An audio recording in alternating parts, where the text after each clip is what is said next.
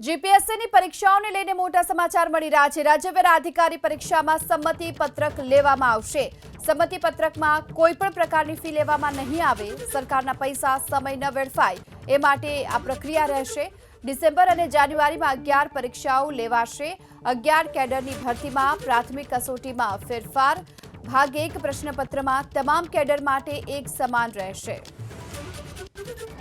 ગુજરાત જાહેર સેવા આયોગ પાસેથી સામાન્ય રીતે ઉમેદવારો અને સરકારની અપેક્ષા એ હોય છે કે અમે અમારી ભરતી પ્રક્રિયા ઝડપથી પૂર્ણ કરી અને એના પરિણામ જાહેર કરીએ, જેથી ઉમેદવારોને ઝડપથી નોકરી મળે અને સરકારને સારા અધિકારી કર્મચારીઓ ઝડપથી મળે અને લોકોને એમનું કામ જે સરકારી કચેરીઓમાં ઝડપથી થાય।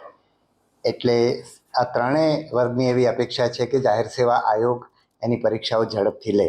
એટલે અમે સતત એ અંગેનો વિચાર કરી રહ્યા છીએ અને અમને જેમ જેમ સમજાય એમ કેટલાક પગલાં લઈ રહ્યા છીએ।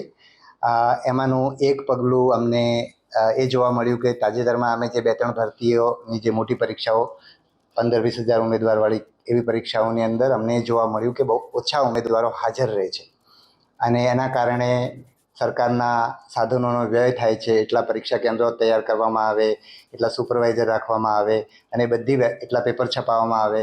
તો એવું ન થાય એટલા માટે આપણે જે પંચાયતની જે તલાટીની પરીક્ષામાં જે સંમતિપત્રકની વ્યવસ્થા શરૂ કરવામાં આવેલી અને જે અત્યારે રાજ્યના બીજા ભરતી બોર્ડ પણ એનો અમલ કરી રહ્યા છે, જે ગુજરાત જાહેર સેવા આયોગમાં, કારણ કે ઘણી બધી નાની ભરતીઓ પણ હોવાના કારણે ગુજરાત જાહેર સેવા આયોગમાં એ વસ્તુ અમલમાં નહોતી।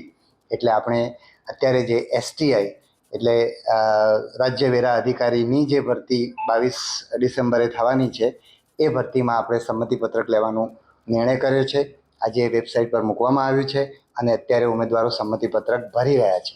રાજ્યના બીજા ભરતી બોર્ડ સંમતિપત્રકની સાથે એક ડિપોઝિટ પણ લેતા હોય છે અને જે ઉમેદવારો પરીક્ષા આપે એમને ડિપોઝિટ પાછી આપતા હોય છે।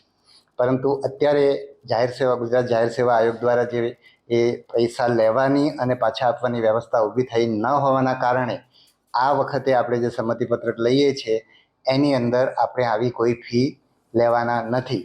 પણ હું ઉમેદવારોને ખાસ વિનંતી કરીશ કે આ કોઈ પણ ભરતી વ્યવસ્થિત રીતે થાય એટલા માટે જેટલા ઉમેદવારો હોય એટલાની જ વ્યવસ્થા કરવામાં આવે તો સાધનોનો વ્યય ના થાય, વ્યવસ્થા સારી રીતે થાય। શિક્ષણ વિભાગ કે જે મોટાભાગે દર રવિવારે પરીક્ષા લેતું હોય છે એને પણ થોડોક આરામ મળે।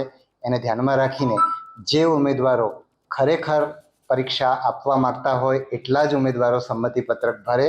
સંમતિપત્રકની વિગતવારની સૂચનાઓ વેબસાઇટ પર મૂકવામાં આવી છે અને અત્યારે એ ચાલુ કરી દેવામાં આવી છે અને 2 તારીખે 10 વાગ્યા સુધીમાં ઉમેદવારો પોતાના સંમતિપત્રકો ભરી શકશે। જે ઉમેદવારો સંમતિપત્રક ભર્યા નહીં હોય એને એ પોતાનો કોલ લેટર ડાઉનલોડ નહીં કરી શકે અને પરીક્ષા આપી શકશે નહીં। એટલે ઉમેદવારો કાળજી રાખીને સમયસર સંમતિપત્રક ભરે, છેલ્લા દિવસ સુધી રાહ જોવે નહીં।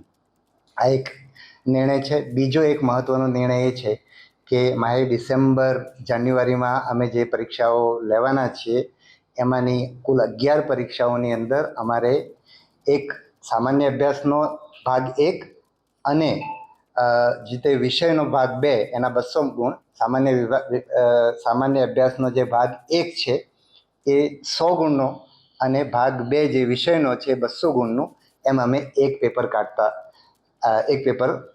એનું તૈયાર કરીને પરીક્ષા લેતા હતા। તો અમને એ જોવા મળ્યું કે 8 વિષયો માટેનો સામાન્ય અભ્યાસનો એક જ અભ્યાસક્રમ છે। તો જો અમે ભાગ 1ની પરીક્ષા એની અલગથી લઈએ તો અમારે 8 પ્રશ્નપત્રો તૈયાર કરવા, એની આન્સર કી તૈયાર કરવી, એના ઓબ્જેક્શનો હેન્ડલ કરવા, એનું મૂલ્યાંકન કરવું, એની અંદર સમય ના જાય અને સારી રીતે સારી ગુણવત્તાના પ્રશ્નપત્રો તૈયાર થઈ શકે અને સારી